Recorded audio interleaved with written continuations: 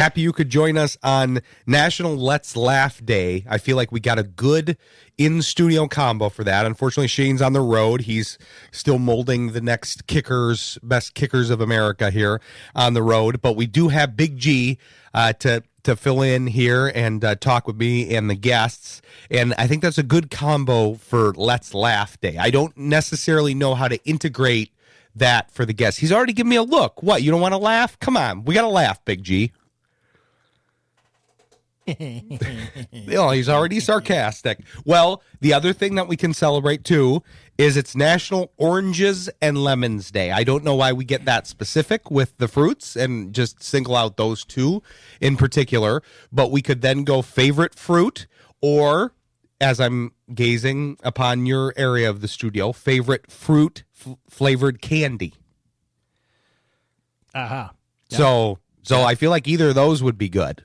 Yeah. What would be your answers to both of those? My favorite fruit is probably bananas. Okay. And then my favorite fruit flavored candy is gotta be, and it's so hard to find these. They're called Juji fruits. Oh yeah, I remember those. They are the best candy in the world, but you can't find them. Classic Seinfeld episode about Juji fruits. Yeah. I remember that's what it makes me think of when I think of Juji fruits.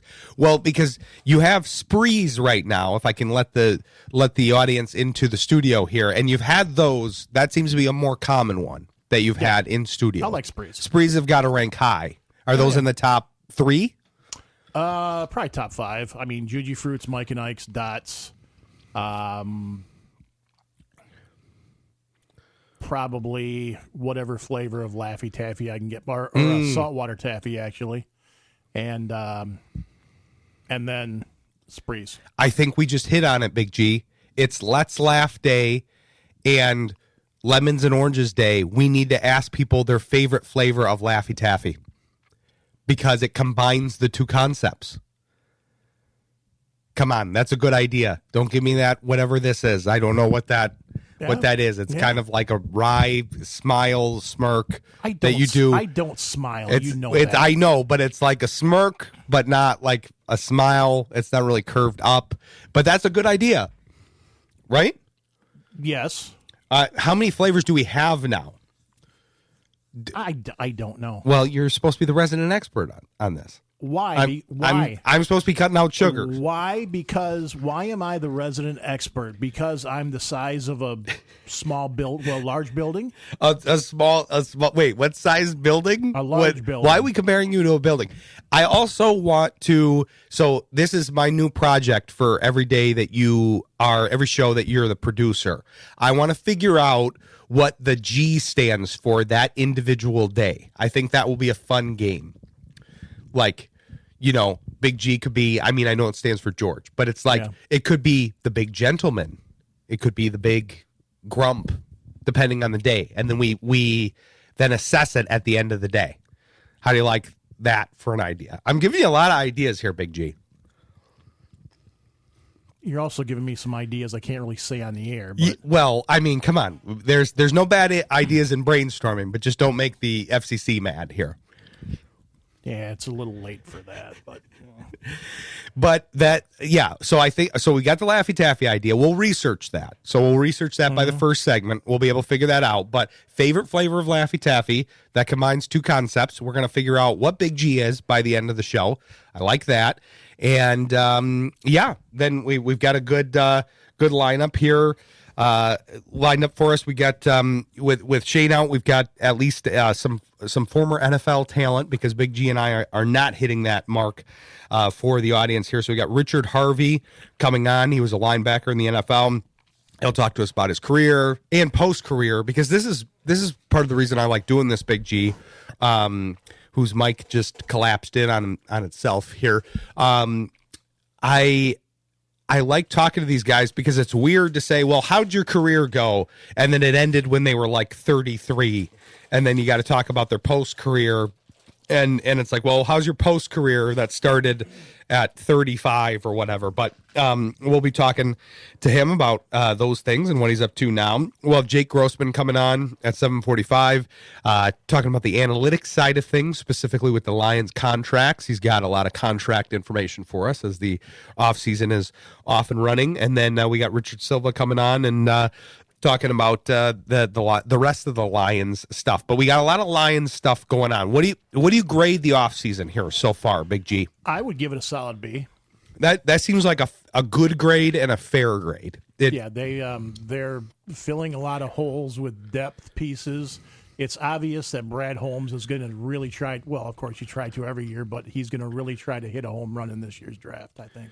Well, and I think it's funny to me, I wanted to talk about this with you and Richard Silva, that it just, I know we get into this as fans, and the fan base goes, okay, well, I want Max Crosby, I want Tyler Linderbaum, whoever those are for that year. Sure. I want the big names. I want the big trade, the big free agency acquisition, but they never adjust to what the management actually does. Like, that's not the way Brad Holmes has managed this team at all. He's essentially signed like one quote unquote big free agent every offseason. And when I say big, it's like talking about, maybe it's a $10 million contract a year. Yeah. He doesn't really break the bank. He likes to find values. And I think he's done that again this year. I think he's found good values, and then to your point, Big G, will try to draft the rest, and that's what they've tried to do, draft and develop. Yeah, and then they're gonna sink all their money into their homegrown talent, like they've done with St. Brown and Hutch and Jared Goff, restructuring his contract and with Jamison Williams and Jahmyr Gibbs is next, more than likely. Yeah, you've got basically a group of four that's all pending, and people have to remember that too. Yep. But it should be interesting. It's an interesting offseason. We'll be cycling through some draft evaluators as well to kind of talk us through the process, because that's the other thing that people want to do with this team is they want to pick, hey, this is the position we need to get in the draft. But I think Holmes is also, with this free agency period, trying to address the holes so that if he went into the regular season right now with who he's got on the roster and who he's going to sign in free agency, he wouldn't need anybody through the draft. I think that's kind of like, it's like Borum is a good example. Larry Borum or Wanham, who he just signed, DJ Wanham. Those are guys that if they come out as the starter, they're not going to blow anybody's doors off, but they're capable of starting. Wanham started the last 2 years for a playoff team, PS, last year. Borum has started a lot of games. So I think he's got his hopeful as far as this guy can start, but then if he finds, like, I think Blake Miller is one of the names that people are going to have to watch out for in the draft. We'll talk to Richard about this, but he's a guy out of Clemson, tackle, very talented, and he screams Lions. He missed one practice his entire career, and it was because he had hand surgery that day. That's the only practice he missed. He didn't miss a single game, and he missed one practice because it literally conflicted with the surgery as far as a timing standpoint. But he was back, so he practiced with a broken hand, and then he practiced the next day with a repaired hand. Yeah. Yeah. I mean, that's pretty good. That's pretty Lions, I feel like. That's pretty gritty. Would you do that? Would I do that? Yeah. As far as what? I don't know. Would you play? Would you just miss one practice for a broken hand? Yeah. No, there you go. See? No days off for Big G. Have you been watching the tournament this week? Have you been getting into March Madness? Have you started watching today? I watched today, yep. I work from home, so I have the opportunity to I'm a customer service rep, my full-time job, so I take phone calls, and today, thankfully, was fairly slow. So I had a chance to, flip on the TV and that I have in my home office and watch, I caught the Louisville game. Nice. I was going to ask about that. Go Cards. Yeah. And your favorite team? I was so hoping Siena would have pulled that off. It's always fun to to have the upsets here. Mom and I were at the Big Ten tournament. That was a pretty fun one to watch. It was a good one this year. We interviewed a Purdue veteran that played there for 4 years and grew up here, but played with Matt Painter his freshman year, so he was very familiar with the program and the modern day. Almost saw Braden Smith break the assist record because he was 1 short from tying and 2 short from beating it during the tournament. But now he'll be able to do that here in the NCAA tournament. I don't know when they play. They might be doing it now. But we want people to be taking a break right now, right, Big G, and listening to us. They can get back to the games later. Yes. They can always catch up on the games. Now, I worry that this is going to make you mad, but I swear I'm not trying to make you mad. I'm just kind of stumbling upon a theory, kind of like the Laffy Taffy.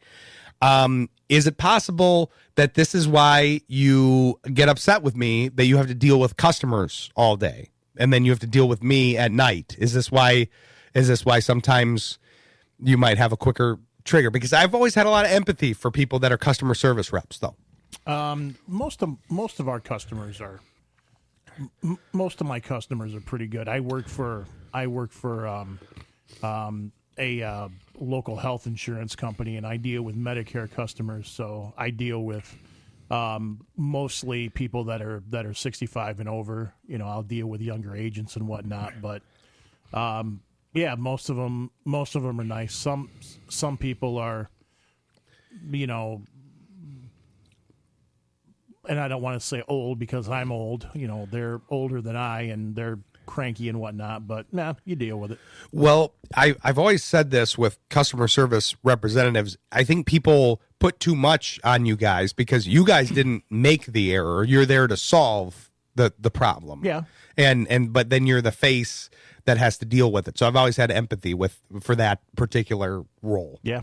I don't mind it. I've done it for I've done it for 4 years, and but before that I was a factory rat for the better part of 20. And you talk about working with injuries and whatnot, and I've worked with my share of them. I've worked with a broken back. I've worked with other things. So yeah, I get the whole missing a practice for a broken hand surgery day. So. And, I don't want to give myself any credit because A, I don't deserve it, B, I don't deserve it, and C, nobody cares. So. No, it was just 2 don't deserves it out of the, do we have a D? Is there a D in this? Yeah, D stands for don't deserve it.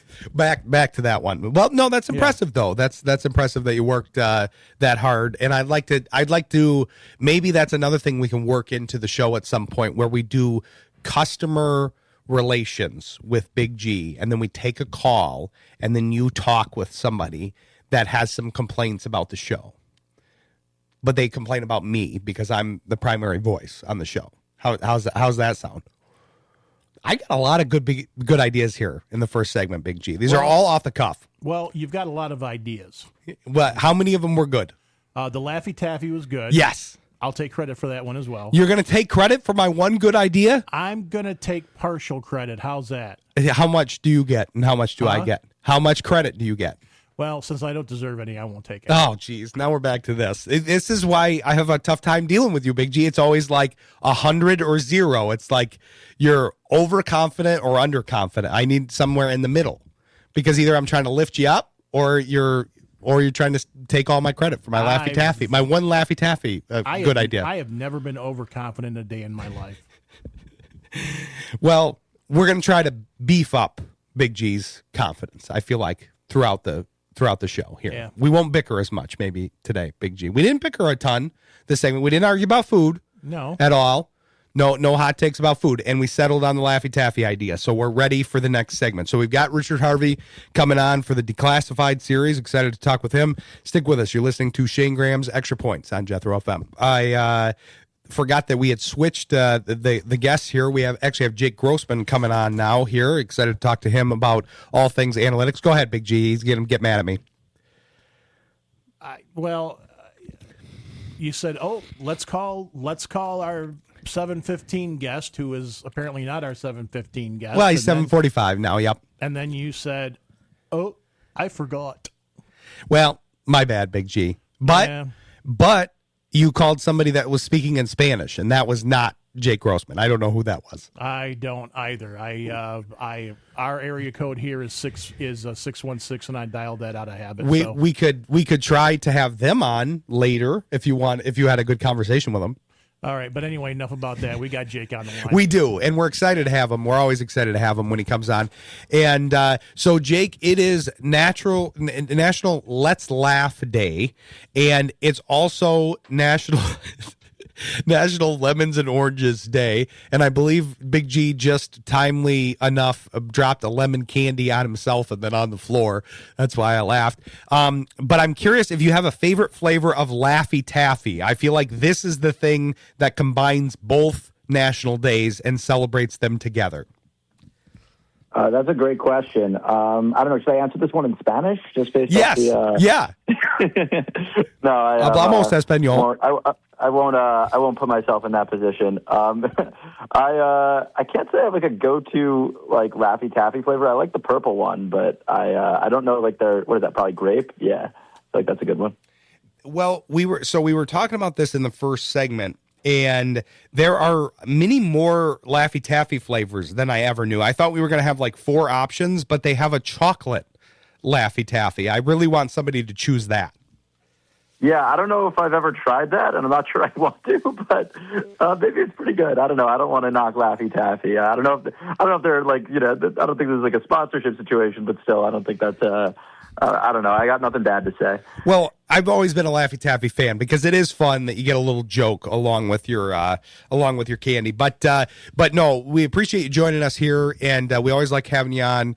I know we had you on a few weeks ago, and then ended up getting pretty heavily into kind of kicker and punter analytics, which was great stuff. You and Shayne were really going back and forth on that. But the original intention of that interview was to talk about the Lions contract situation. Now it's more timely here because we've got a lot of contracts to talk about. So I'm curious, since this is one of your specialties here, what you think so far of the offseason. Big G gave it a B here so far for the offseason, which I feel like is a kind of fair grade, and that's kind of very Lions. I don't know what a Lions A grade really even looks like, because I don't know that they're going to get things that would really merit an A. They're not going to sign big free agents, and that's kind of why we wanted to have you on to discuss the nuances of the cap and kind of how Brad Holmes handles the cap. Yeah, so I think like a B grade seems fair. I mean, the last year's season was like, a little disappointing, and it like Campbell's statement that they missed their window like rings a little bit true, but I feel like there's like a lot to look forward to in terms of next season, and there isn't like a lot of they didn't like go into the offseason with a lot of pending holes on the roster, although I think with the offensive line they definitely are going to continue to have some transition there as they did last year. Right now the Lions are sitting with $26 million in cap space after the additions and subtractions that we'll go through, but I think much of this is going to be needed to use for draft picks, and a lot of teams like to go into the season with several million in cap space to cover performance bonuses and retain flexibility in case they want to make further additions. But they still have the potential to restructure and sign as many guys as they need. I mean, they can create up to like an additional, I think it's like 80 million in cap space to get up to like over 100 million if they really wanted to, just with the restructures. Now, I don't see them mortgaging the future this way, nor do I see them spending that much. I mean, they're already spending 296 million in cash. And they're definitely going to go above the cap in terms of like cash spending as they usually do. But I don't see it, being much more than another, 40, 50 million or so max. And a lot of that could really be like earmarked for extensions just because of who they have hitting free agency after next season, which is Gibbs, Jack Campbell, it's Brian Branch, and it's Sam Laporta. So I think like the extension piece of it all is like really going to be, I think, the key piece of the Lions offseason. Whereas I think you look at free agency and it's going to be a lot of retooling and relying on Petzing to relying on improved health in the defense and Petzing and the changes in the offensive scheme that he'll bring to sort of just shift things and maybe make things a little bit better from last year. So I'm not sure the best like order to go through things where we could talk about the Petzing hire, talk about all the different free agency moves, and talk about extensions. I'll leave that to you guys where we should start. Well, I think the Petzing hire is a good place to start, because that kind of was one of the dominoes that led to a lot of the other stuff in the offseason. We just saw the signing of Greg Dortch, who came over from Arizona. They've had a lot of people. They always like to go to people that have ties to the organization. That's because that's one of the things that I think is kind of hidden in plain sight, if you will, if you're a Lions fan or a fan of probably most teams, but teams that have a pretty consistent regime and program, that usually is apparent how they like to handle things. They don't necessarily change it up. If you're an Eagles fan, you know that Grossman is willing to wheel and deal and move and manipulate things to try to get the big names in there and trade. Whereas Holmes is kind of towards the other end of that spectrum. He's going to be a little bit more conservative with player acquisition. He's not as likely to make the big deadline deal. If he's going to trade, he's weirdly going to trade into the third round of the draft and then also trade away his third round picks. That's the one thing that I'd like to match up with the organization here. But I do think that Petzing and then Kafka together, those hires will be kind of a rising tide that will help the Lions. But I also think that led to a lot of the other. I'm curious kind of what you see as the tie between that hire and then what followed. So yeah, I mean, Petzing, like if you look at like just the data from when he was in Arizona, they really struggled in the run game this year, but the two prior seasons, they were top 7 in EPA per rush. I mean, they plummeted last year, but also there was like a lot of issues in that running back room, and that was sort of a team that was falling apart due to injuries and due to just at the quarterback position, but also just just kind of like in bad straits. But he also like used a significantly more amount of shotgun than the Lions have under Campbell. But it's hard to say exactly how much of that and disentangle how much of that it was Kyler based and how much of that was related to just his preference, because they used a lot less shotgun with Kyler than Arizona did under Kingsbury, who obviously loves shotgun stuff. So I would think that he matches his personnel here and continues doing high percentage of play action stuff that we know that Goff has succeeded with. He also definitely used more like heavy personnel groupings of 12, 13 extra offensive linemen than we saw the Lions use. And while they were above league average, the Lions were about league average, but they weren't so successful. But we're also talking about the base rate of a not great offense, and they were actually really, really successful, and they used 13 personnel. So I could definitely see the Lions using more personnel, like using more heavy personnel this year. I think that gets into, ties into the Conklin signing as a third tight end they needed that's viable, so they can use him, Wright, and Laporta all in the line, although I'm not the biggest fan of Conklin. He hasn't been so good as a run blocker or really as a receiver the last couple of seasons. And then I think it also makes sense with the Borum signing in that I think you could see them. I think it's very likely they bring in another tackle option and that Borum's not just slotted in at right tackle with Sewell moving over to left. But I think you could definitely see a situation where they draft a tackle round one, especially if Fano or Freeling fall. But even then, if I think like mock drafts have the most common pick for the Lions as Caden Proctor and Caleb, and if Caleb Lamu is there, he's also going to be like a highly sought after option. You could see them even maybe go guard with I can't pronounce the name of the Penn State guy, Ioane.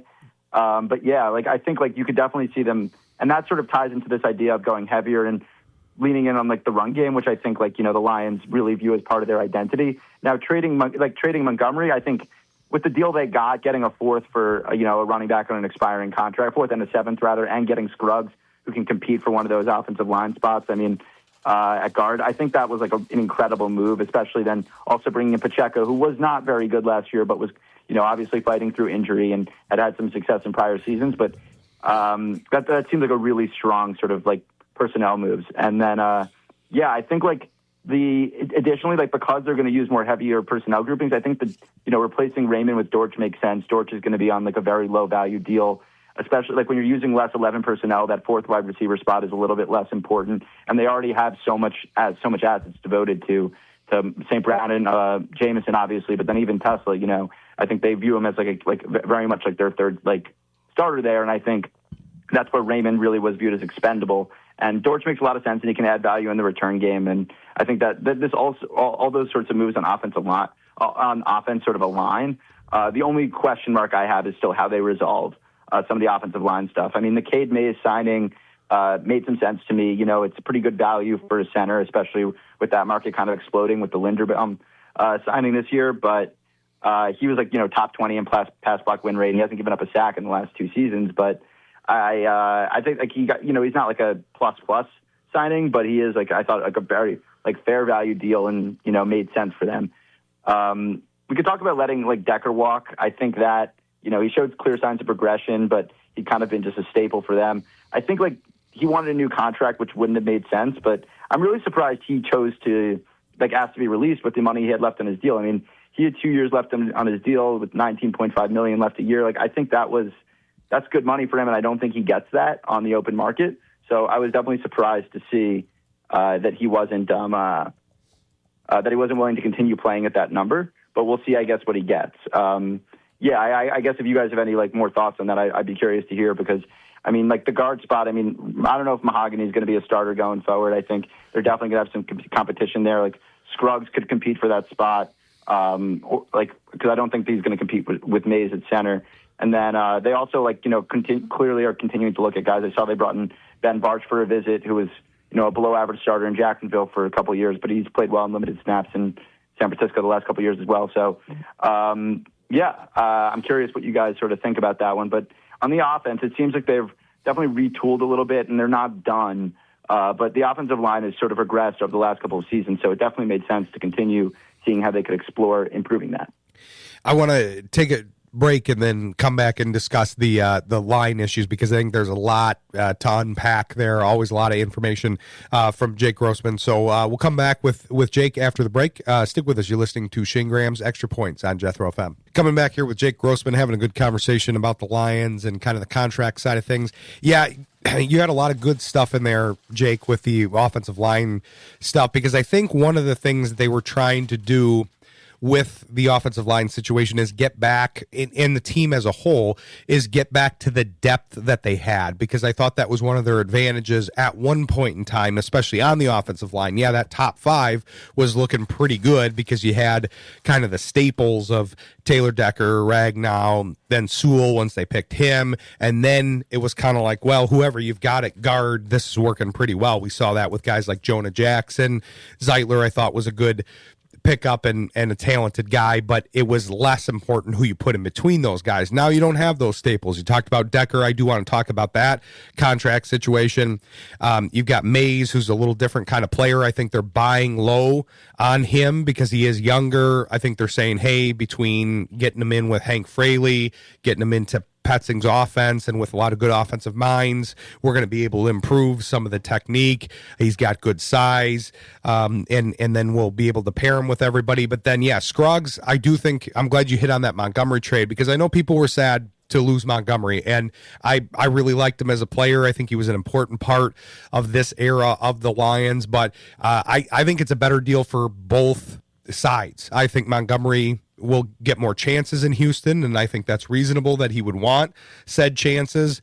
And I also think Pacheco, that's hopefully off of his injury and on a cheaper deal, is a better fit for the 8 to 10 carries that role gets. But Scruggs, to me, is going to fill that Graham Glasgow, Evan Brown role that you say, okay, if Mahogany's having injury issues or if somebody's out, they need somebody to fill in.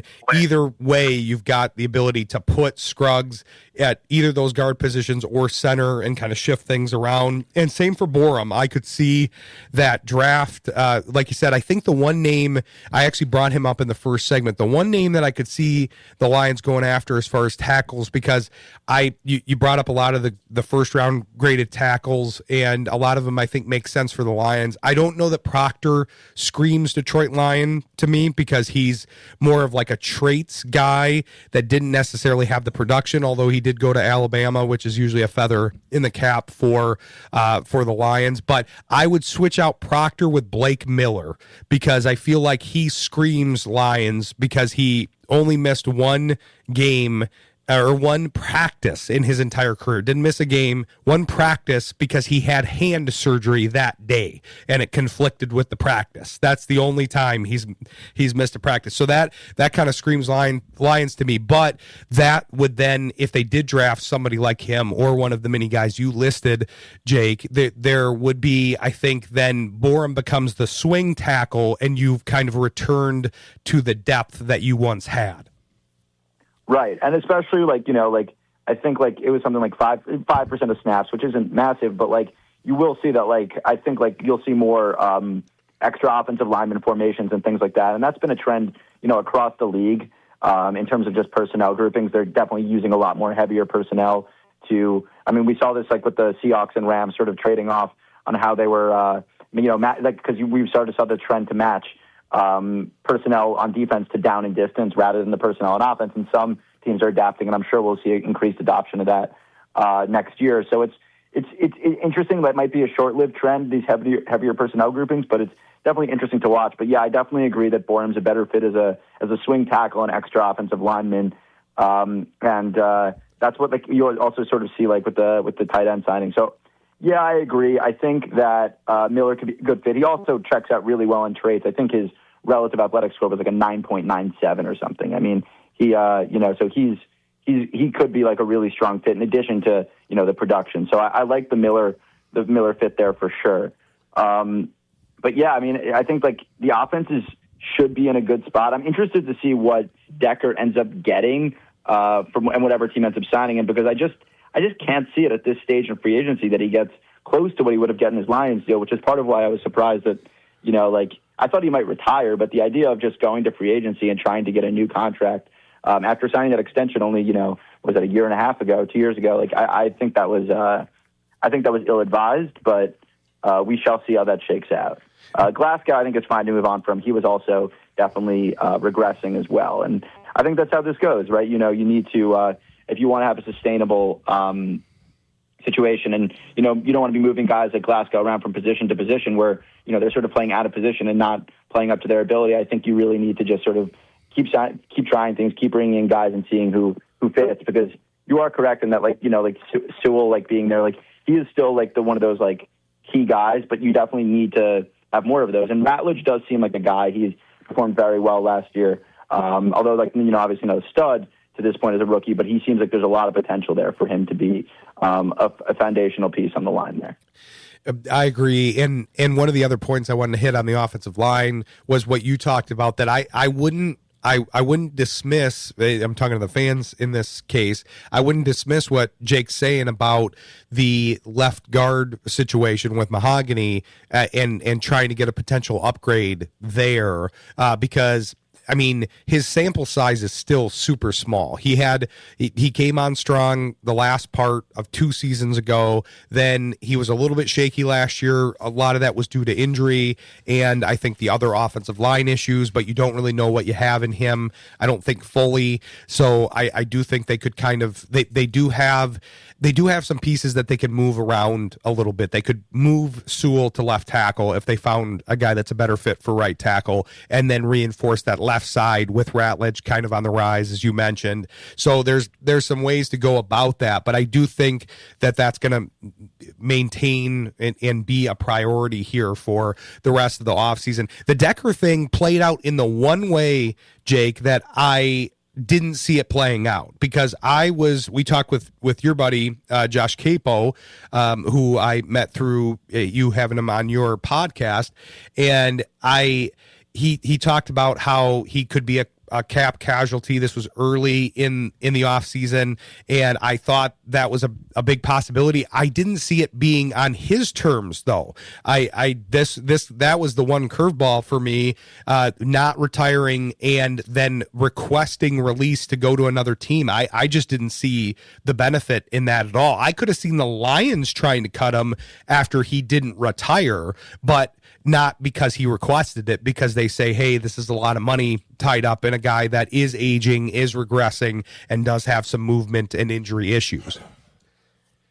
Yeah, I think that's exactly right. I completely agree. I guess maybe that could just be a framing thing in terms of letting him, not get framed with, a guy's clearly well respected and really been a part of the team for a while, not letting it seem like they're just cutting him, and maybe letting it seem like it's his decision, and that'll help his market potentially.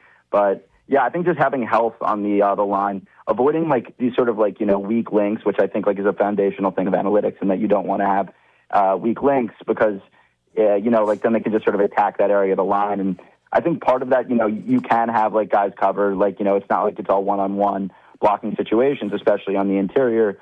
but you do want to avoid having any true holes in the line because that allows defenses to really exploit that. Oh, exactly, and that's the old adage that it's about who's that weak link in the chain. So you're trying to make sure that there are no weak links.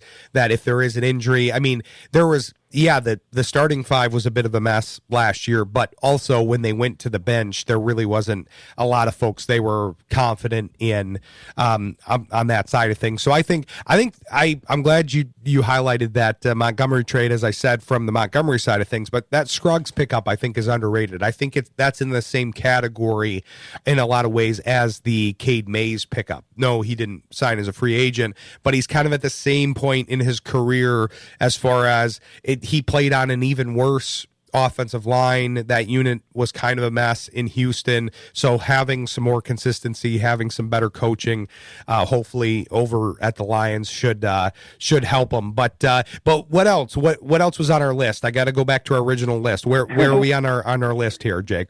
So, yeah, I think we could either start talking about, some of the moves on the defensive line. And on the defense in general, there was a little bit of shakeup in the secondary, a little bit of shakeup at linebacker, a little bit of, shakeup of the defensive line. Or we could just, considering the time we have left, we could talk about the extension situation, because I think that's sort of the key next piece of this offseason is, how do they handle, all four guys from that amazing draft class, hitting free agency. So I think that could be where we go, because I think, you'll definitely, see at least one of these guys signed before the season, possibly multiple. So, yeah, maybe that's where we go from here. I like that. Yep. Yeah, because the extension thing is a big X factor that I think is harder to understand, especially because two of those guys are basically currently hurt. Yeah, exactly. And I think that's where and also, interestingly enough, those are also the two guys you can't throw the fifth-year option on. So let's just go player by player with it. I think, Gibbs, fifth-year option amount makes sense. It's $14.5 million and change. And I think, they'll definitely accept that, which could delay the extension until the following offseason for him. But if they do extend him, I think a reasonable value would be 4 years, $19 million average annual value, partial guarantee in year two. And I think that would sort of align with the market and make sure that he's, a top-paid guy to reflect what he's done for the team. Gibbs doesn't seem like the most controversial, whereas the other three bring up some interesting questions, because Campbell, for example, his fifth-year option is $23.6 million. I mean, that's hard to stomach because that would be more than any other linebacker in the NFL, and that's just because of antiquated positional groupings under the CBA, where he's a linebacker and therefore he gets grouped in with pass rushers, and that's how they determine the option value in addition to certain performance incentives. And this is kind of what happened with the Ravens this year with Linderbaum, where it's the fifth-year option, or last offseason, I guess, and then into this offseason, is the franchise tag and the fifth-year option just don't reflect the player's value at his true position, because these positional groupings just don't make sense. So I think that would be, if I were the Lions, my priority is let's get a Campbell deal done. Let's get that done before the fifth-year option deadline. Let's get that done during the draft, and let's try to make sure that happens, because he's not going to make sense at a higher number. But Campbell's camp also knows this, right? So I think a fair comp would be the Zach Bond 3-year, $17 million deal with the first 2 years guaranteed from last offseason. That would inflate to $18.5 million. If he's going to wait out another year, he could probably, if he can match what he's done the last couple of seasons, he'll get the most money a linebacker's ever gotten, to be clear. Because he's just been sensational. I think a fair, compromise with that understanding of the leverage he has here is, maybe 5-year deal, $20 million, AAV, $40 million the first 2 years guaranteed. That sort of gets him to where he's getting incredibly well compensated. The Lions can sort of check that off, and they can move forward with the other guys, because they're really going to want to also save with respect to Gibbs and Campbell. They really probably want to save one of those franchise tags for Branch and Laporta. So let's move on to them. Their fifth-year options, they can't get them because they were second-round picks. So they're probably going to play one of them off each other, but they also, need to make sure that Laporta's back and Branch's Achilles are in good shape. So I think they may go into season with both of them, honestly, as expiring contracts, and then extend at least one of them during the season. The Lions kept Hutchinson's cap hits low in the first couple of years so they can retain all these players. But I think they need to be smart about how they play this. They've done in-season extensions before with a Lee McNeil, so you can definitely see them doing that once one of them or both of them confirm that they're healthy. In terms of fair value, Laporta's going to be expensive just because of, the production obviously has waned a little bit since that rookie year, but he's still looking at probably just under the Kittle McBride numbers of something like maybe 4 years, $18 million a year. And then Branch is not going to take less than Kirby Joseph. So So that's looking at 4 years with, also roughly, 18, $19 million a year and probably better guarantees, because Joseph didn't get great guarantees and, only 29% fully guaranteed and 42% including injury guarantees. So I could definitely see like those contracts also getting up there. But Lions can afford to do all this, to be clear. They just need to think about how they want to prioritize, and the timing of it is really crucial. I agree. And, we talked to Josh about those extensions, and, I know with the injuries that kind of puts them in a difficult spot, because you would hope that it would lead to some savings, but he wasn't really feeling that way. So it's an interesting, it's an interesting offseason from a lot of standpoints here, because they did draft a lot of good talent. Hopefully they'll do that again this year, but they've got a little ways to go as far as saving the money for the existing guys, not necessarily to make the big move, because we saw it play out basically, even though the trade eventually got nixed.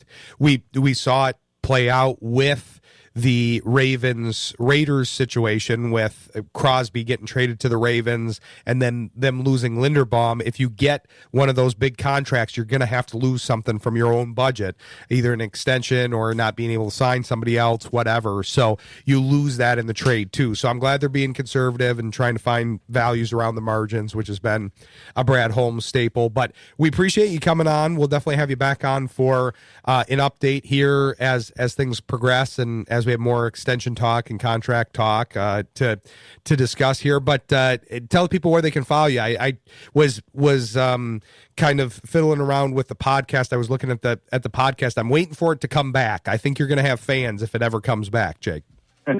I hope so. Yeah, I've just been swamped with work, but I do intend to bring that back. I think if I relaunch it, it'll probably be closer to the start of next season.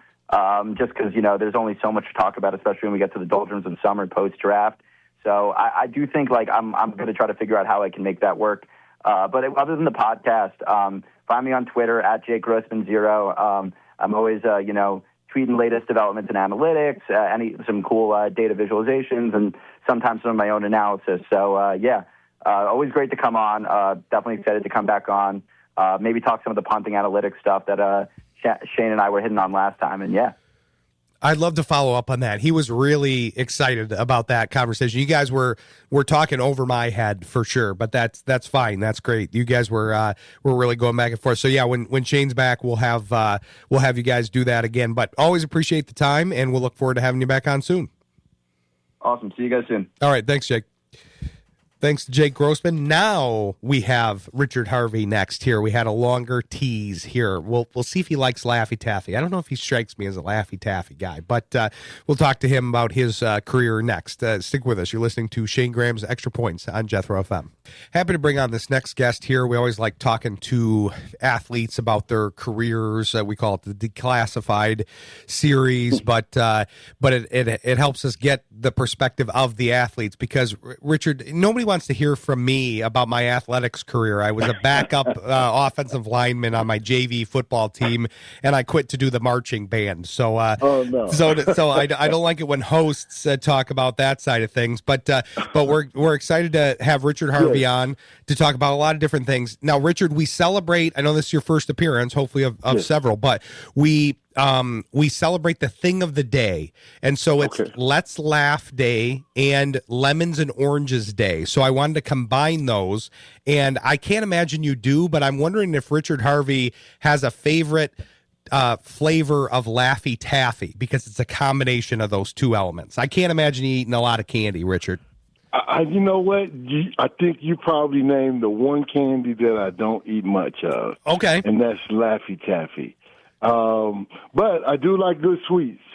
So, yes, I do have my favorites, lemon meringue pie. Oh, that's a good one. Okay, well, see, that celebrates the lemon part of the lemons and oranges day. So that's perfect. Yeah, that's a good pick. But no, we're excited to have you on the show, Richard, because we were talking about this in the opening segment, how one of the things that's always odd about talking to former athletes is that you add that former title very early in your life, because it's like, okay, well, what did you do for your career? Well, I was an NFL player. Okay, well, what did you do after like age 35? Because that's that's usually when you're out.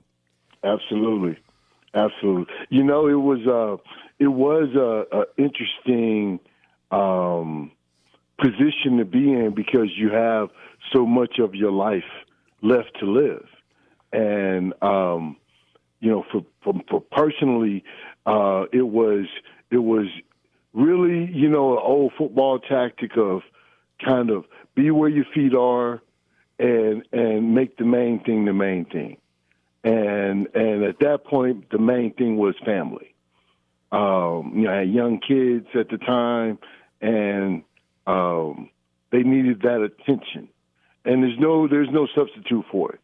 So, taking the time and being a part of my kids, getting them to school, and making sure that they have the little league coaching slotted out, and just whatever I could do to be a part of the things that they were participating in. I did that for a long time, and then it was time to look back and say, okay, well, what do you want to do? And that was interesting. That's a call. Sometimes it's difficult to make. Well, and you did have, because I think I read at some point, the number may be a little different now, that the average career ends up being like 4 years, because you have a lot of players that have the proverbial cup of coffee, and then and that's still an accomplishment in itself to get to that level. But then you have the Tom Brady just not even eating a strawberry or whatever, and not eating any candy, and then he makes it 25 years or what have you. But yeah, the average only being 4 years. You had a great 12-year career. You bounced around a little bit, but I was actually researching. So I always try to look up if there's interviews or articles about the guests that we have, and I came upon a podcast episode that you were on of the Shark Effect. And so I thought there were some interesting things in there talking about the difference between good and bad teams, definitely. having a mentor. So I wanted to talk about some of those things that you covered there, because, the mentor thing is interesting to me in the NFL specifically, or in sports specifically, because you always want, that's how you get ahead in life. If you can learn from somebody else's knowledge, you take their knowledge and condense it, then that way you can get ahead and learn from their mistakes. So I'm curious how that process went for you with trying to find a mentor. Well, you know what? First, the part of wanting to do it, right? You have to want to be receptive. You have to want the information. Then you got to recognize the person that kind of emulates those things that you also believe in, and from a work ethic, or from an academic point of view, or just from a football knowledge, or how he moves. But at the end of the day, having someone that can mirror, that you can mirror their game, I think helps a lot. And if you're one of those rare people that has never found someone that you could copy their game, and your game is completely unique to anyone that's ever played in the NFL, then man, good luck. Because I don't believe that. I think one of the best things that I learned during my time in the NFL was that if you're humble and you work hard, it really does pay off. But you have to be humble, and you have to have a great work ethic. Definitely. And as they say, pride comes before the fall with stuff like that. It's good to be confident, but you don't want to be too prideful, because we can always learn something from somebody. It doesn't have to be somebody older than us. It doesn't have to be if they are in a position to teach you something, why not learn? That's one of the glories of life in general. Exactly right. Yes, sir. And having that energy. You could feel the energy of a young man that's wanting to do this, or they feel like they are entitled to do this, and it's a difference. And it doesn't matter. It does not relate to where a person is picked or where they're selected or any of that. I was number 307. of my draft class, 305 of my draft class. I was in the same draft class as Deion Sanders and Troy Aikman, just on the other end of the draft. But at the end of the day, like, who cares? Because I was on the field, they were on the field, and I had to go out and make plays in order to justify why I was there, right? And that's, I think, where maybe it's not as prevalent as it used to be, but the old prove it, go prove it. Go prove that you belong. Go prove that, you're that guy. And I think a lot of times these days it's difficult to prove stuff because everyone wants it given to them. So I think those are some of the smaller issues that we're faced with. But at the end of the day, like I say, it was a great opportunity, and then you got to make the most of it. Well, I love that. I love that note of you've got to prove it. I think there's something to a merit-based situation where you earn it versus just, born on third base kind of thing, as the saying goes. But I would also like to point out, since we're on a Michigan-based podcast here, Richard, you also were in the same draft as Barry Sanders, and you had a longer career than him. I just would like to point that out. There might be an asterisk there on Barry's side, but hey, it's still the statement is still true. Yes, sir. Yes, sir. I mean, and that's a fact. With a lot of guys that came out, and it's still true today. You're going to have free agents that will make it and will become a Tom Brady and play their whole careers. And no one will have forecasted, no one will have thought it, but they thought it. They knew it. They believed in themselves, and that's all that mattered. And so from that standpoint, it's still fun to work with young people, still work with high schoolers, because they're the genesis of my career. Like, I remember those days like it was yesterday, And so from that standpoint, it's a lot of fun. I don't really get discouraged. I hear a lot of people talk about just mainly the differences of players today and players in my day and all this. And, it was hard then, it's hard now. And you have to get the most out of yourself. And if you don't, somebody else will expose that. Like, you have to, and so it's like an internal thing. It has really not much to do with the other person that you're competing against. It has more to do with you. I agree with I like those. Those are very inspirational words, Richard. Yeah, it's a race against yourself. That's how I always put it. You don't want to keep up with the Joneses. That's foolhardy. You don't want to do that. You gotta become your best self. You can't be your best somebody else. That's just not how it works. So so great stuff. Yeah, we got to take a quick break, but I want to come back and talk about the youth that now. That's kind of your next phase of your evolving career here. So, and then we got to talk about the coffee side too. Absolutely. So we'll come back here with Richard Harvey, having a great talk with him about his career and post NFL career. Stick with us. You're listening to Shayne Graham's Extra Points on Jethro FM. From the GarbarinoRoofs.com studios. Country with a twist. Jethro FM. 1530 AM. WYGR Wyoming Grand Rapids. 94.9 FM Grand Rapids. 99.5 FM Lowell. And Jethro South. 980 AM WAKV Otsego Plainwell. 98.9 FM Otsego. And 105.1 FM Kalamazoo. Available worldwide at jethro.fm. Coming back here with Richard Harvey, 12-year NFL veteran, having a great conversation with him. Kind of talking about paying it forward a little bit because he was a mentee at one point in his life, and now he's a mentor to a lot of youth there at his camps and aspiring football players and young men. So wanted to talk about that because I think that's a great.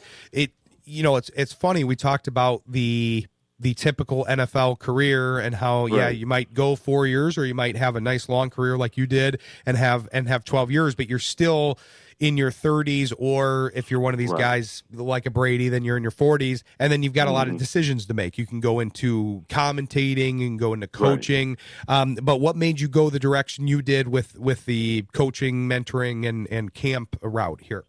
You know, it was it had probably more to do with where I was in my life with the kids and the family and being a part of every single thing that they had going on. So I know initially my son played flag football, and so I started a flag football league, right? And so then my daughter, she began acting, and I was in there building sets. And then, so, you know, it was one of those things where, you know, it was a part of my makeup. And as I began to look into, you know, the things that I'm interested in, I was like, man, I really like dealing with kids.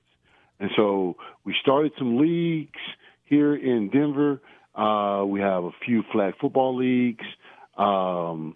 We have a basketball club. So it was just like things like that, just to keep me close to young people and to athletics and with competition. I feel like I have something that, you know, I can give young people that will help them compete, because sometimes we lose focus on in our competition, right? And we begin to focus on the things that don't really matter as much, and we don't gain the full lesson, I would say. So for me, it was definitely wanting the young people to have that opportunity to get the most out of it, you know? And so that's where we started. And then, you know, I'll jump right in, I guess. The last real vice that I have from football is coffee. I started drinking coffee when going into meetings to make sure I wouldn't fall asleep. And just now, 30 years later, still drinking coffee, and I decided to get into the business. And so we opened an online coffee store, Coffee and Teas, and the name of it is Huddle Up Coffee.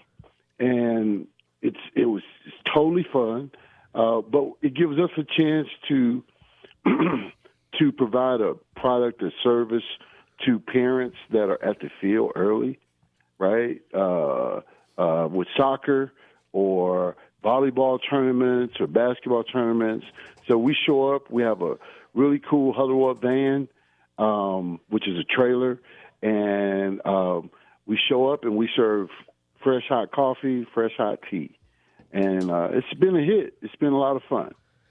That I read about it a little bit after you told me about it, Richard, Yes, sir. and it's funny how it was kind of a brand extension of the camps to a degree. It's like, oh, okay, these people are kind of cold and tired. They're out here at the field exactly trying right. to support their kids. They, as you kind of highlighted, okay, they had to work all week. Now Right. they're out here supporting their kids. They need a pick me up here. Hey, we're sitting right there, and you know what? No one likes to move their cars.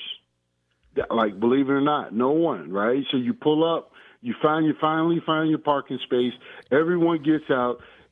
The kid runs off, and now you're standing there freezing cold. And now you have to go get back in the car and lose your parking space. So, like, even something as simple as that, you know, is still one of those things that we're kind of addressing. And you know, another thing that we're doing, I think, is kind of unique is we actually do fundraisers for athletic programs, and it really is centered around selling coffee and the enjoyment of coffee. Like, everyone drinks coffee, and rather than have, you know, junk stuff that you really don't want or really don't need, or sweets, cinnamon rolls or whatever, we actually have a fundraiser through our coffee. And so it's been a lot of fun. It gives we have great rebates, and a lot of programs have taken advantage of it. So I just wanted to also mention that. I think it's a great idea. And by the way, I want to tell people that I've tried the coffee and the tea because I am very limited in what I drink, Richard, but you are squarely in my wheelhouse because I basically drink water, tea, and coffee. That's all I have all day. I'm not an alcohol drinker, never have been. I don't drink anything else other than those three things. So I made an order when we talked about this, and I loved it. I had the espresso because I've got an espresso maker, and I had the mango tea, very delicious. Very delicious. Yes, you did. That was a very good pick. I would have recommended that too. I don't know. Why did you pick that? Mango is my favorite flavor of fruits and teas in general, and I'm kind of insane. Since you're in the business, you'll have to kind of grade this for me, Richard. I'm kind of insane about my tea. A lot of people look at my tea regimen and they're like, "What is the matter with you?" Because I basically do now buying your tea, I'll probably do some more blends. I do have an infuser, and I can kind of put your loose leaf tea in there. But I used to do the bags, but I do 2 cups of tea minimum a day, and they have 5 individual bags, separate bags that are different flavors in each one. So I end up having 10 tea bags between 2 cups of tea that are all different flavors, and people that kind of think I'm a little bit crazy. I mean, I am, but not necessarily for that reason. No, I feel you though.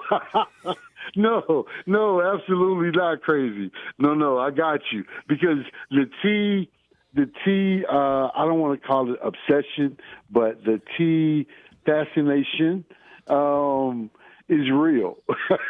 It's very real. And the more I get into the business, the more I see it. And I was a coffee drinker, but not like now. Now I'm like another level. So I think there's something to be said for your regiment, though. Well, yeah, I appreciate it because, I'm excited to try your different kinds and then kind of blend them together because that's what I'm used to now. So the mango one was the one that I was kind of missing out on. The one that I used to use went out. They phased that out, that tea line. Okay. So that's good anyways because I wanted to move over to yours. And I think it's a great thing that you're doing for the community and a great idea. I like that it goes off of your career. There's a couple things that I wanted to ask you about, though, off of that initial story. This seems like a common problem. We talk to a lot of former athletes. If Shayne was here this week, I'm going to get him started on your coffee because he does, I think it's called a black eye, where it's 4 shots of espresso in a coffee. That's what he drinks most of the time.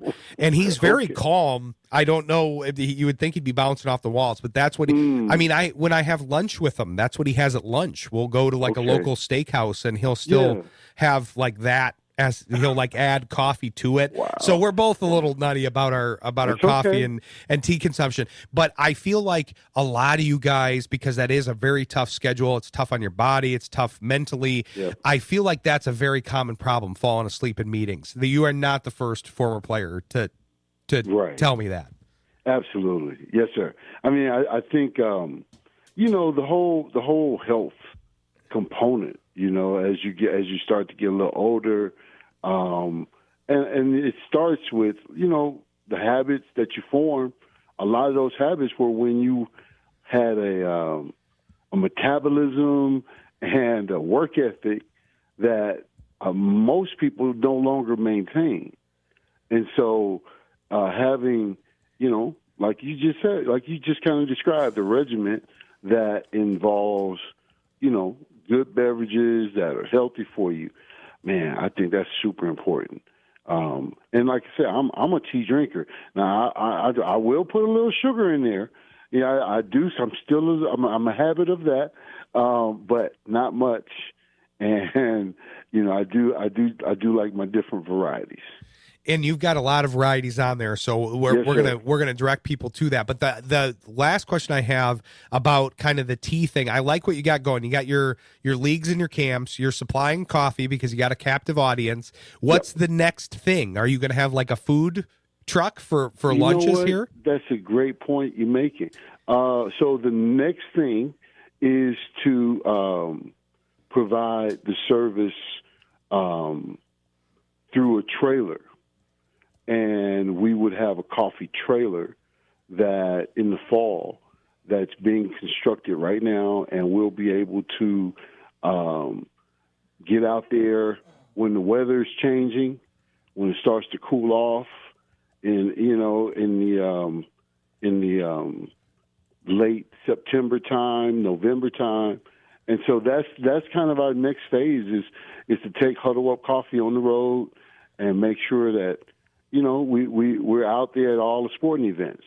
That's the whole key, I think. Oh, okay. So what sporting events are you going to focus on then? What level? You know what? The level that I like the most are high school on down.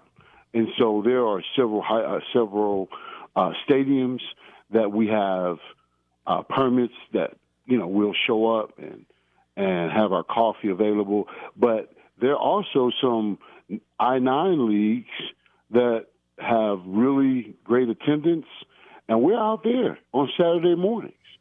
So either way, if the parents are there and they need fresh, hot coffee and tea, then that's where we want to be. To me, that all those customers are the customers we're looking for.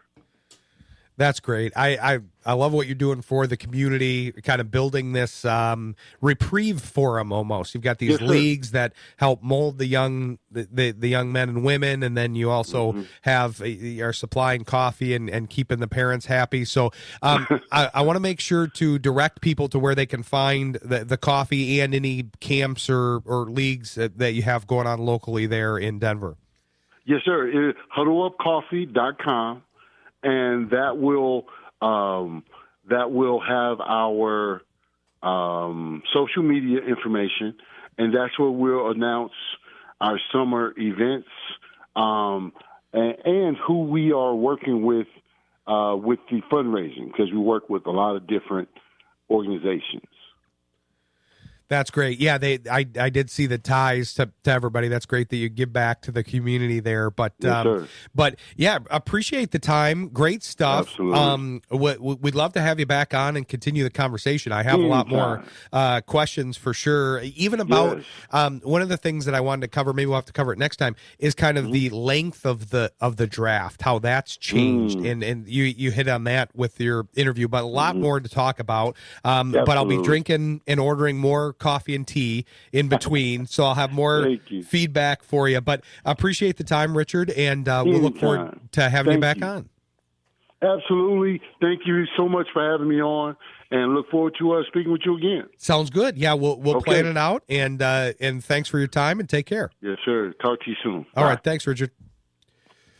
Thanks to Richard Harvey. Appreciate the conversation. Very good conversation about football and mentorship and kind of the cycle that goes through. We're gonna stick with the Richard football track, but we're gonna move to Richard Silva of the Detroit News, and we're gonna cover kind of the more recent signings that we haven't talked about too much. We didn't even talk about them in the Jake Grossman interview. We covered offensive line mostly, so we'll talk about some of the defensive signings and some of the other additions here to the Lions, and hopefully a little draft preview with him as well. So stick with us. You're listening to Shayne Graham's Extra Points on Jethro FM. Happy to bring this next guest on. He covers the Lions for us very well and had some great draft coverage last year and this year as well. So we kind of hooked up with him after that. But this is Richard Silva. And Richard, if you remember, we like to celebrate the thing of the day on the show. And so it's National Let's Laugh Day and also National Oranges and Lemons Day. Why they singled those out, I never know. That's part of the reason we celebrate this stuff, because it's a little quirky. But I'm curious if Richard Silva is a Laffy Taffy eater or was at any point in his life, and if he had a favorite flavor, because I feel like that melds the two concepts together. So if I'm being honest, I'm not currently. I know that. I think I definitely ate it when I was younger. I can't remember if any favorite flavor that I had. I don't know if they had a green apple flavor, but that's usually my favorite candy flavor. They did. Yep, they had a green apple one. They also had a chocolate one, which I learned when I researched it for the show. So I can't imagine it was that, because I didn't even know that existed. But I really desperately wanted somebody to choose the chocolate one, because it's very random, and I like the random answers. But we appreciate you playing along with the game here. But no, we're excited to have you on, because, you know, when we first started this concept of a football only show with Shayne Graham kind of at the helm, and I sometimes worried about, okay, well, you know, what's the off season going to look like? What are we going to be able to cover? And now I feel like we don't even have enough time in the 2 hours to cover the things. And that has to be how the cycle is for you to a degree, as somebody that covers primarily the Lions only for the Detroit News. You're able to really get coverage all season, and football is kind of unique in that way, because there's really never a downtime now. Yeah, no, exactly. It's definitely all filled up, and there's maybe like a little bit before the preseason and training camp in like July, it's a little bit of a lull. But I mean, as soon as the season ends, it goes right into draft preparations, and then all of a sudden, for the past 2 weeks, it's been free agency, and then before we know it, we'll get back to the draft. And draft's only like 4.5, 5 weeks away, so it'll be here before like I said, before we know it. Yeah, that's what's been amazing to me. It's like, okay, are we going to be recycling too many topics? Okay, how many weeks do we talk about the new coordinator hires or the new free agency acquisitions? But every week we have new stuff. But I do want to start with that offensive coordinator hire, because you had some good pieces on that. And I think that was kind of the linchpin to the offseason so far. They obviously wanted to lock that in first, since that ended up being a hole. I think they kind of doubled and tripled down, and that seemed to set the theme for the Lions offseason. It was like the fans, the way the fan base responded, you would think a lot more things went wrong than they actually did. I mean, the team ended up with a winning record. They, had a decent season by the standards of the old days, but not in comparison with the expectations at the beginning of the season. But they did have some maybe single points of failure. And that this year it seemed like they wanted to make sure that they didn't have an opportunity for single points of failure. So they got, not only did they get an offensive coordinator, they basically got two. And then, then they ended up reinforcing a lot of the line positions. So I'm curious what you think about the hire and kind of that process of how they went about it. And if you were surprised that they ended up getting both Petzing and Kafka, because I kind of was. Sure. Yeah. I'll be honest. I mean, Drew Petzing was not on like my initial radar of potential candidates, but after the hire gets reported and it's confirmed and it's eventually announced, like you dig into a little bit, and I think it makes sense in terms of what he does. I think is philosophically aligned with a lot of what the Lions do, like under center, play action, leans on run first, heavy tight end usage, things like that. I think that's already what the Lions have liked to do under Dan Campbell and Ben Johnson earlier than that, simultaneously with that. So I think that makes sense. And in terms of getting both Petzing and Kafka, yeah, I think that's a pretty good coup for the Lions, because Petzing's specialty, I would say, is the run game. Not saying that he, can't scheme up passes or anything like that, but his specialty is the run game. And Kafka's is the pass. And you put those guys together, I think they could come up with some pretty good ideas. And that's one thing that I've been trying to impress upon people in the offseason, that, I know that we like to kind of fantasy book the team and become the GM, and a lot of people played Madden growing up, and so they want to make their own moves. But I like to get in the head of this regime, because to me, it's a unique regime in the sense that they kind of do things their own way. And now that we know, they're somewhat predictable in their lack of predictability, if you will, because they won't necessarily swing for the big free agents. People wanted Linderbaum. You knew that probably wasn't a big possibility. Crosby, same way for the big trade.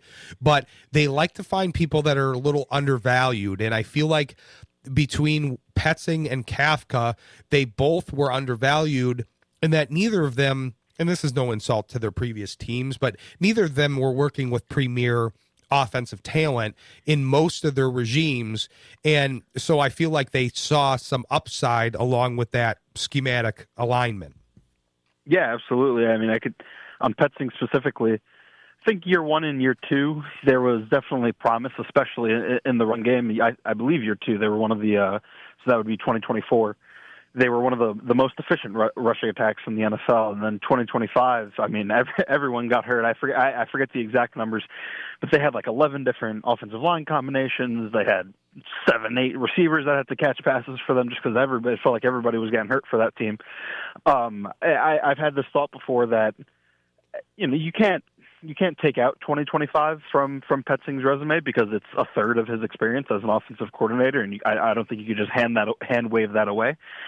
But if Petzing was the hire a year ago instead of Morton, I think people would have been a little bit more excited, at least initially, than they were, because he would have been coming off of 2 straight seasons with a really efficient rushing attack versus coming off this past season where everybody got hurt, but it also wasn't great in Arizona, and I don't think we can run from that either. That needs to be considered, but also to be considered that everyone got hurt over there in Arizona. Exactly. And it's just, I like the approach because it does mirror what they had with what they've been doing with the talent level of things, the player level of things, because I feel like they're back to that this offseason. It's fun to try to predict this stuff, and you do a good job of highlighting different candidates, either on the coaching side or the player side. But like you said, in some ways, Petzing being off the radar is a classic Lions move, because that's what happens. We've talked about this in our different interviews, Richard, that, it's very hard to predict. It's like you want to go, okay, we know the Lions need a corner. Like towards the end of last year, it was like, okay, do they go after like a Reek Woolen, or there were some big names available? And it's like, no, it's probably going to be somebody we've never even heard of, or a depth piece. And that's kind of how they've approached the offseason. But they've done it to kind of reinforce the team with values around the margins, because they have found a lot of values around the margins through the tenure. Yes, they've drafted well, but I think one of the things they've done well in free agency is found those values, whether it be like a Rock Yassin or Avonte Maddox last year. Anzalone was a value. We don't look back on that often, but he was a tremendous value when they picked him up. Yeah, absolutely. I mean, even like a guy like Roy Lopez, who joined last year and had a good season and ends up going back to Arizona this offseason and getting paid. I think they're trying to do that again this year, trying to find some value, and with some of the guys that they signed, a lot of one-year deals. But even beyond that, even beyond the value or the low cost, I guess, quote unquote, I think they're trying to get younger from what we've seen. I think they've re-signed some of it. This year, compared to past years, they've re-signed less of their in-house veteran free agents, let some of those guys go, like Al-Quadin Muhammad, Alex Anzalone, and Meek Robertson, and all those guys, and they've replaced them trying to get younger. I think the average age of their newcomers is around like 27 years old, and the average age of their departures around 29. So I think they're putting an emphasis on younger guys, and maybe guys with a little bit of a chip on their shoulder.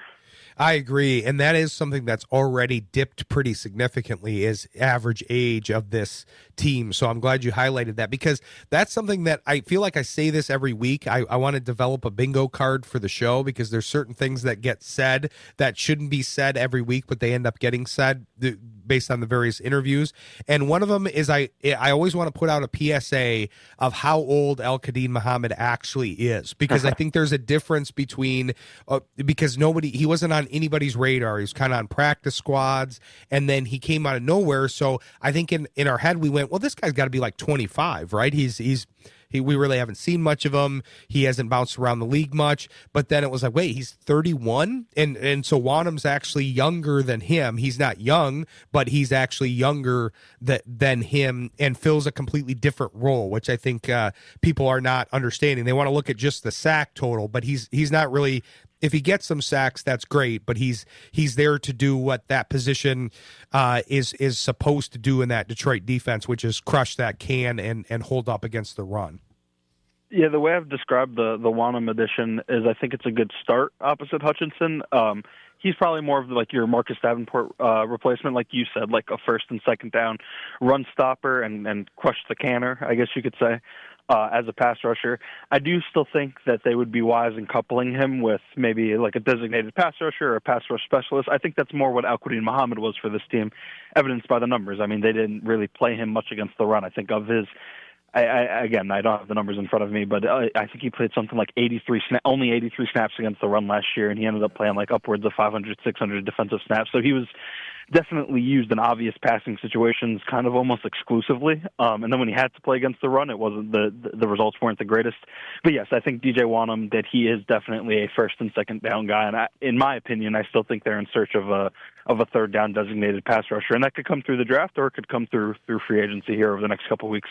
And that does seem to be the theme so far as they are getting guys that will be capable starters if that's what they start with, but there will probably be more additions. So I want to kind of talk about what you foresee in maybe, I don't know, whatever wave of free agency we're in. Maybe I'll have to get your opinion on that, and then what we're looking forward to here in the draft. But we'll come back with Richard Silva of the Detroit News. Stick with us. You're listening to Shayne Graham's Extra Points on Jethro FM.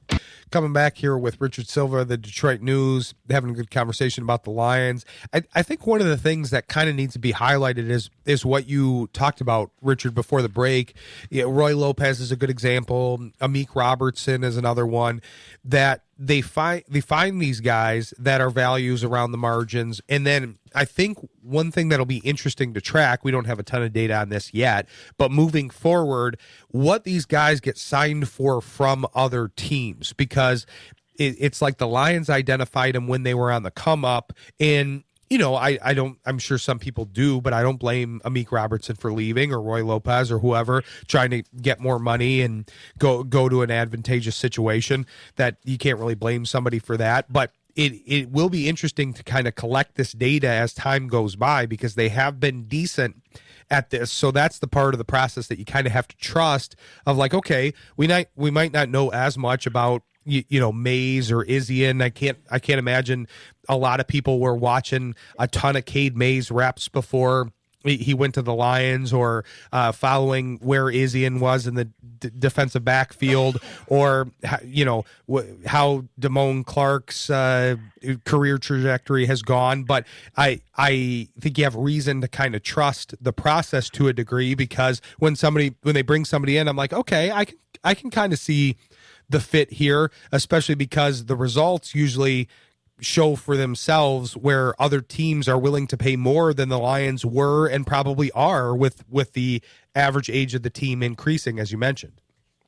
Yeah, I think they're going to have to continue doing that, because with the draft picks that they've had and the draft picks that they've extended, I mean, just guys that they've drafted since 2021, they've already extended like upwards of like $700 million to those guys.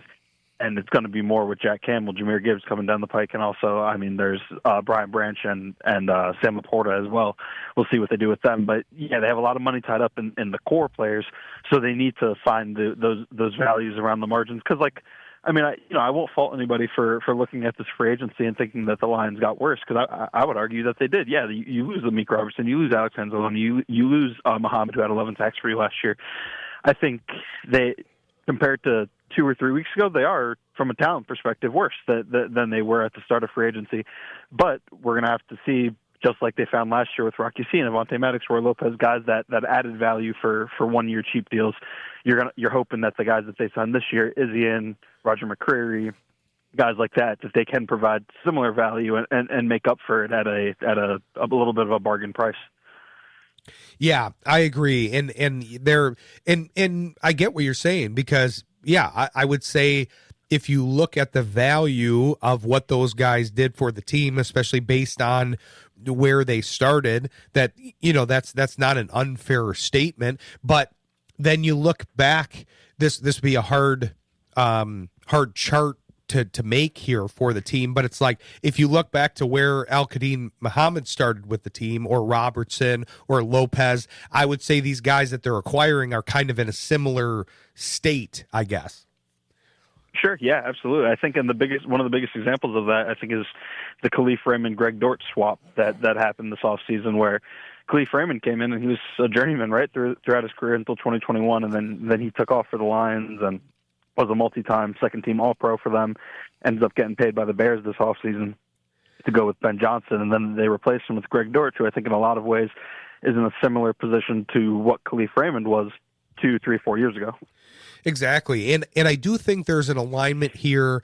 They're obviously going for depth. They're trying to find the value around the margins, and they're also trying to align some things that maybe they can get some different value out of certain players. Two of those players to me are Derek Barnes and Isaac Tesla, because if you move Barnes back, as presumably they're planning on doing, and then get Anzalone out of there. Obviously, Anzalone was valuable. You didn't necessarily want to see him leave, but that was becoming kind of a foregone conclusion with the contract issues last year, and then moving to what they did at the end of the season. But you move Barnes back, you kind of free up that role maybe for somebody else that's a better fit, because I mean I've heard them refer to that role that he was in as essentially like a slot, a corner there. So I mean I could see schematically having somebody different in that role, but I think you get better value out of Barnes with just letting Anzalone walk.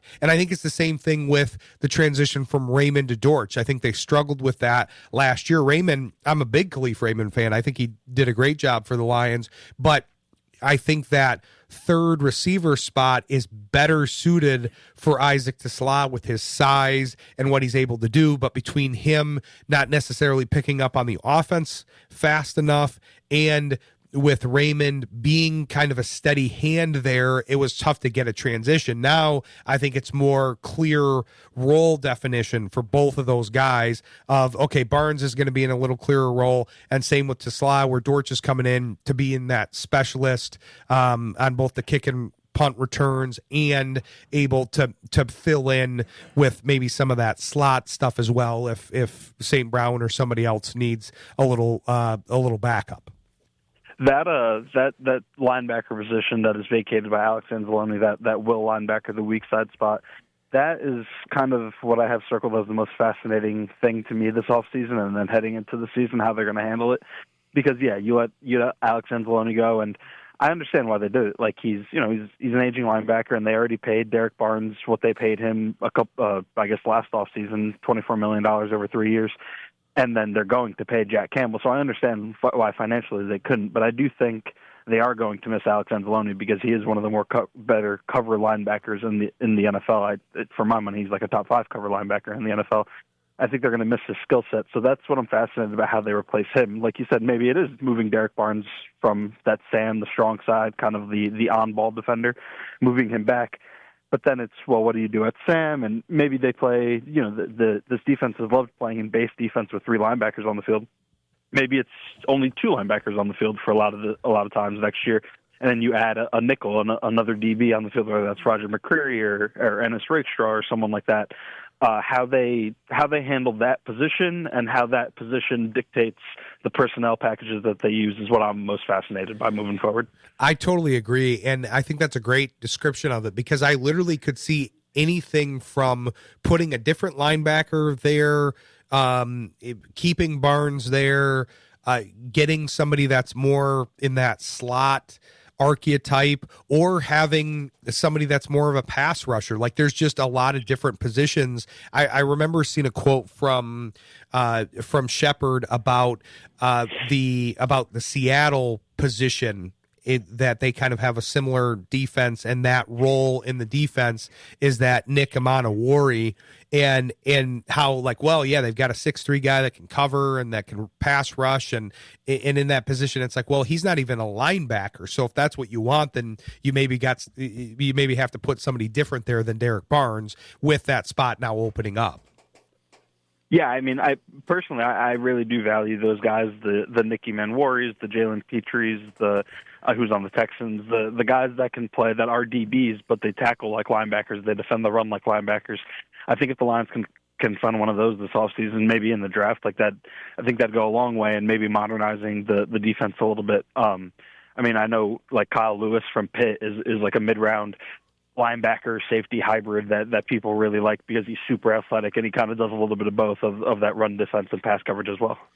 I'm glad you highlighted him. I'm curious. I know you did some stuff from the combine and made some predictions of people that could be tied to the Lions, and you'll probably get heavier into the draft coverage in the next few weeks here. But I'm curious if you got your eye on anybody like that, because I do think there are some archetypes for the Lions. That's one of them.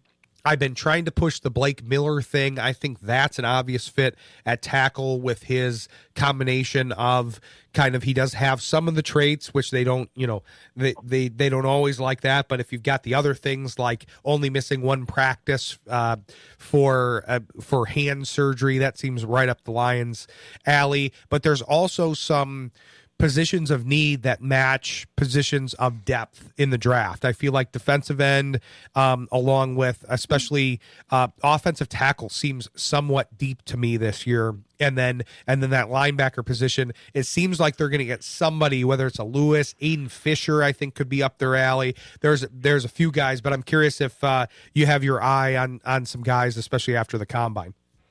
Yeah, I'll talk about some first round guys. I think tackle is, if I'm most interested in that will linebacker / nickel spot, maybe tackle's where I'm second most interested in this offseason, because it feels like they've backed themselves into a corner a little bit where they have to take a tackle in the first round. And I know they won't just take a tackle. Like, if, for instance, if they go into night one of the draft saying we like these 4 guys and none of those 4 guys are there, they won't draft one.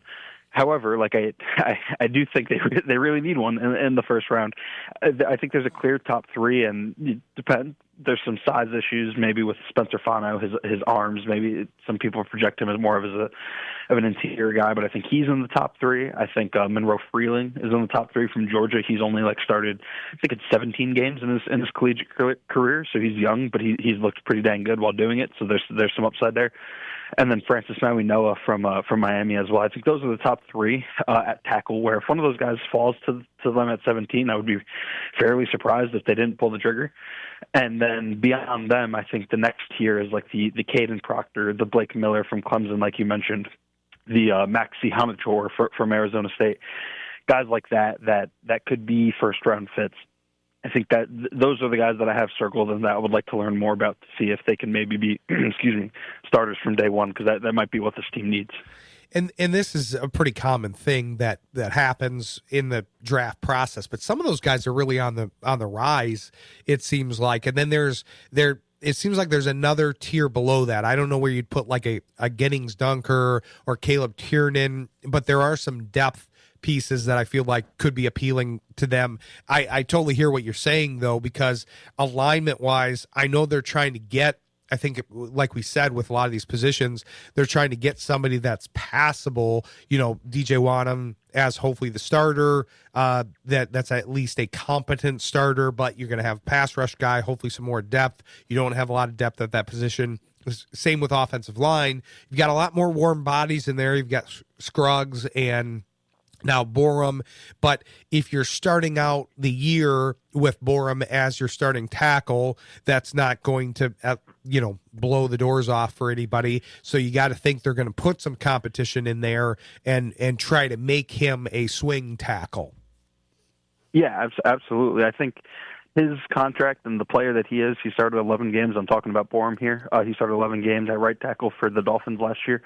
He is the quintessential, to me, they gave him $5 million, the quintessential, can start, and you'd feel okay if he is the starter, but I think there's definitely, that I wouldn't call it plan A. Yeah, you know what I mean? I think it's fine if he has to start some games, but ideally, yeah, you would be able to find a guy in the first round that can fill that void from day one, the void left by Taylor Decker.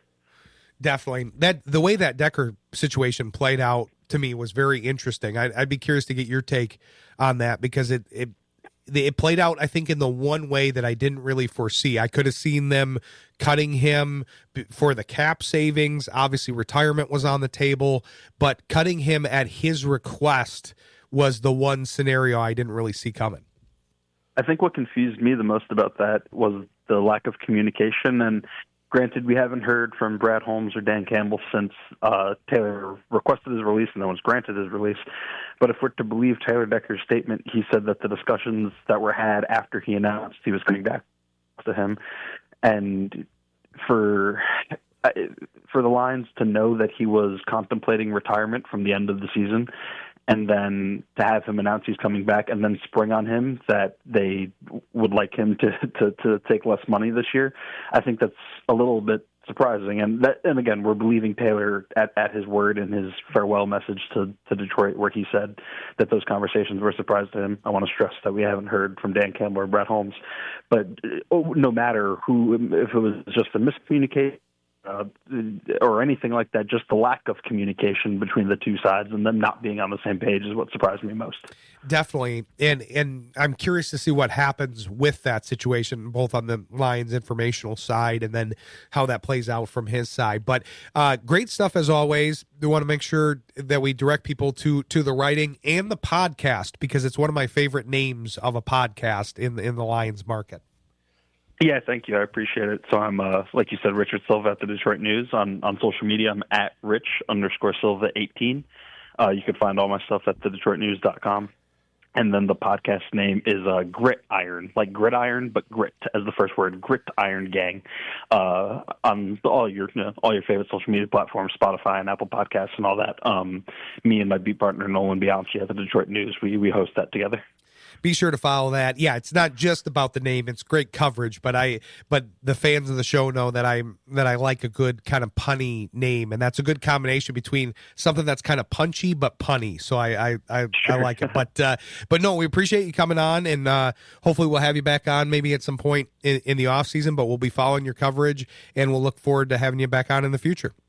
Absolutely, appreciate you having me. All right, thanks, Richard. Take care. Bye bye. Thanks to Richard Silva. We should have booked a third Richard. I was thinking about that today, Big G. That Jake Grossman was great, but I don't have an analytics guy named Richard. I just wanted to go for the Richard trifecta. That happens sometimes for me, where I'll book two guys with the same name, and then just part of me wants to book a third guy with that same name.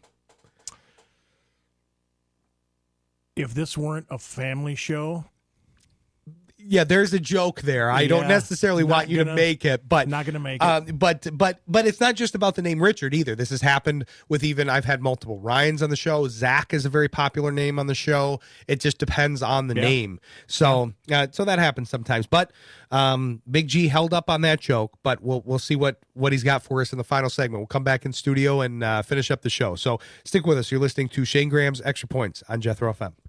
Appreciate you joining us here for what has become a Laffy Taffy Day, but I like the combination that we got going here. I may have a surprise for that on that for Big G here in a minute, but because we got some business to take care of in this final segment. But we want to thank our sponsors as well: Encore Business Group, Air Call Aesthetic and General Dentistry, Williams Chiropractic, Elite Winning Solutions, and Sales Complete Home Painting and Handyman Services.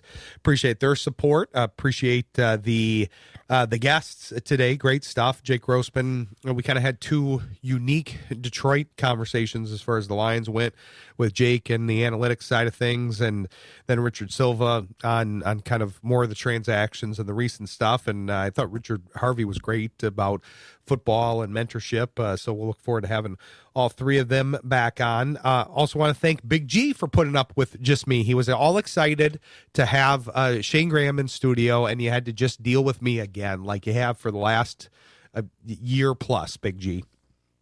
Well, and you've had to deal with just me by myself, so. Well, I like dealing with you, Big G. That's the difference. See, I enjoy it. And you did have the perfect comedic timing of spilling a lemon candy on yourself when I was talking about Orange and Lemon Day. So you got the memo about the Let's Laugh Day, yeah, I feel like. Yeah, it wasn't on purpose. Well, I mean, we'll just give you credit anyways. Yeah. But do you care for a Laffy Taffy joke? How about why did the banana go to the doctor? Because it was not peeling well. You like that one? Nothing? No. No. You don't like that one? You like bananas. I was referring to you like the banana flavor and the banana fruit. You don't like banana jokes? I like good banana jokes. Well, okay, if you find me a good one by the end of the show, then right now that's the best one. That's the only one. You haven't. See, this is like when you say, okay, well, where do you want to go to dinner? Well, I don't know. Where do you want to go? Oh, well, let's go get Mexican food. No, I don't want Mexican food. Well, you think of something. That's we need a banana joke from you. No banana joke. I had no intentions of doing a banana joke. Well, I mean, just if you think of one, but what'd you think of those conversations? They were pretty good, huh? Very good, very good, very good. Yeah, I liked Richard Harvey. That was a very interesting one, and I think it's been good that we outline the Lions archetype that they go after, and that the way that they approach the player acquisition and management, because it's different than maybe what the fans would want, but it's also been pretty effective overall. So I think that's worth kind of going into. What do you like? Do you like my idea, Big G, about having a bingo card for the show? I feel like we should make a bingo card of things that end up getting said. Like you firing me would be on the bingo card for when you're the producer. Like there would be certain things that would be on the bingo card based on who the producer is, who's in studio, all of that stuff. I think that would be fun. Yeah, I think it's a good idea. It's like a drinking game, but you don't have to drink, so that's why we have a bingo card. But yeah, I feel like that would be a good one. I got to find some other jokes for you. See if we get one you like here. Why did the picture go to jail? Because it was framed. He didn't like that one. Come on, we gotta laugh, Big G. Come on, we gotta. No, you don't want to laugh. You're trending towards grumpy with the name for Big G. Here, what do you think you are today for the Big G? What does the G stand for other than George? I don't have the foggiest idea. You're not sure? Well, we'll brainstorm on that, but. Want to preview the Jethro lineup here too, because we've got a lot of good stuff as always. We've got Conrad and Rowdy holding it down during the day here for their shifts 9 to 2, I believe, and 2 to 7 respectively. And then Saturday you've got the Sports Project from 10 to 12. You got Polka Pops.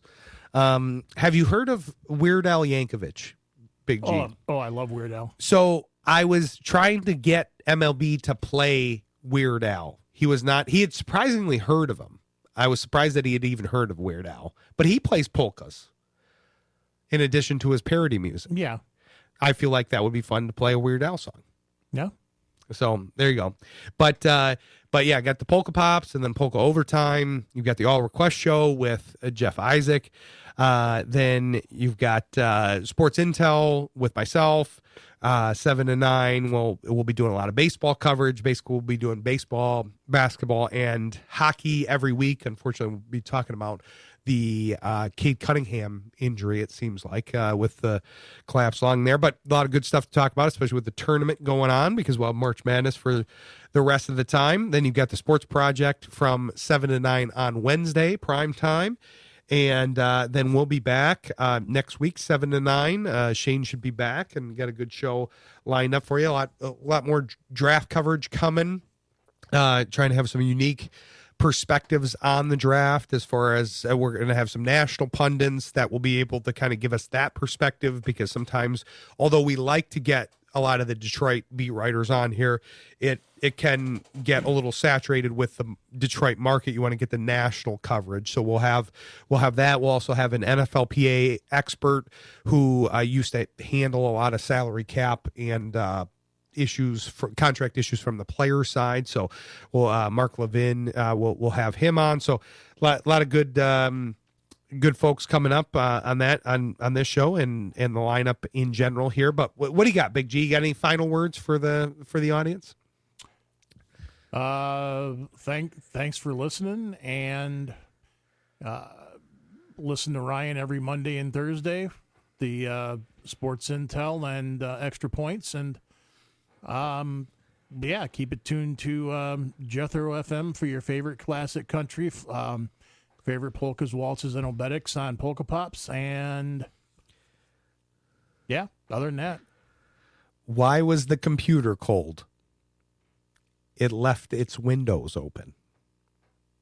No, you don't like it. We'll find one. I like this theme though.